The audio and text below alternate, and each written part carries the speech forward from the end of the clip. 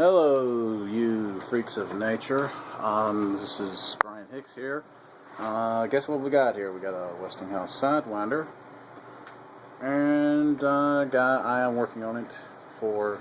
Has purchased it off eBay, and we're just trying to decide what we're going to do with it. I'm going to start it up. It has wiring problems, so only one speed works. It was slightly damaged in shipping, so the switch is kind of foobarred. And it also has terrible bearings, as I'm sure you can hear. But all told, it actually does not run that bad.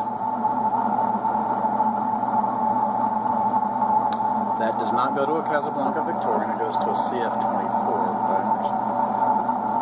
Be jealous if you